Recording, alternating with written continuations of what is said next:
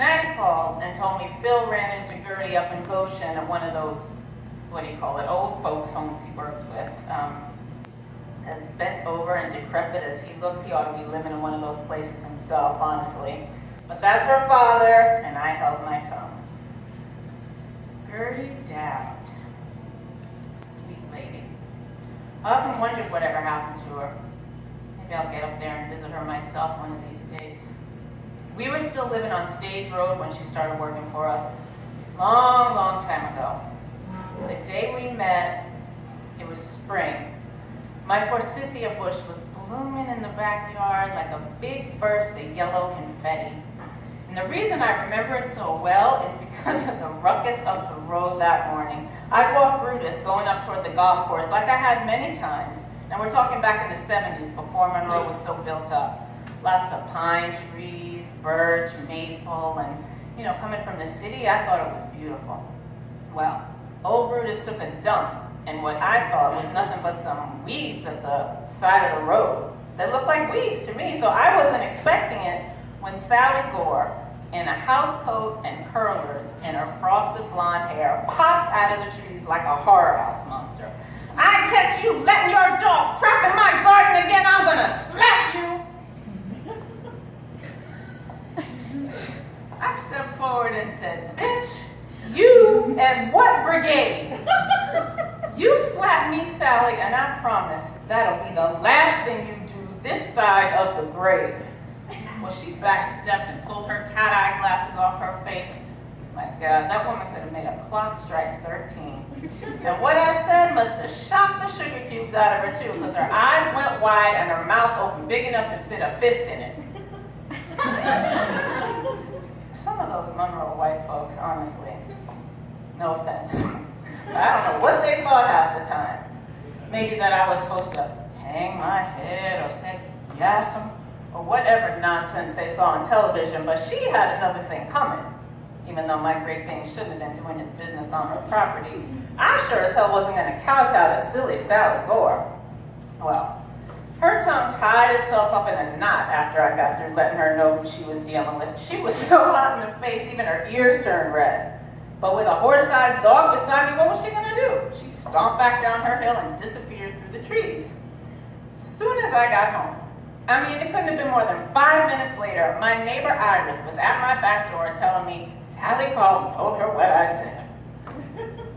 Iris had this tickled smirk on her face, and she said, "I told her, I know Velma, and I don't believe she'd say a thing like that." I looked at her and said, "Oh, yes, I did say it, Iris, and I'd say it again." She laughed and laughed. Got herself a kick out of that, probably because, you know, my demeanor was typically feminine as a flower. I mean, it was. I couldn't live up here and act like some ghetto wild woman, my husband being a professional. Anything we did, including Phil's running around, everybody knew about it. This was a small town back then, and we didn't exactly blend in. Now, Iris was fun. She wasn't prejudiced, nothing like that stupid Sally. First of all, the woman was movie star gorgeous. I'm telling you, she was blonde, blue-eyed, hourglass figure. She had a handsome husband who loved and provided for her, and kids who didn't give her a whole lot of trouble. I guess she had no reason not to be nice. Now, a lot of women in the town had a problem with her because she really was a beauty. But that didn't bother me, because so was I. Listen, I have never been jealous of another woman's beauty. Now, I might admire someone else's eyes or her figure or whatever, but not so much that I didn't like my own. Even with all Phil's carrying on. All right, well, okay, I was jealous about that. But not because I thought they were prettier, please. I used to model for Ebony magazine and win beauty contests at the Harlem Y. And my grandmother, bless her crazy heart, was constantly telling me I was the prettiest girl in the world, and I believed her. Shoot, I still look good all these years later in my 70s. And Phil's rickety old ass is with another one of his bow wows. And this one's bow wowier than the one before. So my run-in with that bumpkin in her bathrobe was the same morning Gertie came. She took the short line bus from Middletown to Monroe and got off down on the corner where Stage Road and 17M meet and where the waterfall is at the edge of the lake. That waterfall is still pretty as a Monet masterpiece. The second I saw it and heard the sound of that water falling onto itself, I knew I wanted to live on that street. Well, Gertie walked up the hill from there just a little ways to get to our house, and she did that twice a week for several years. Now, if she was surprised to find herself working for our kind of people, she covered it quick. First time she showed up, Iris was having coffee with me in the kitchen right after I got through dealing with Sally.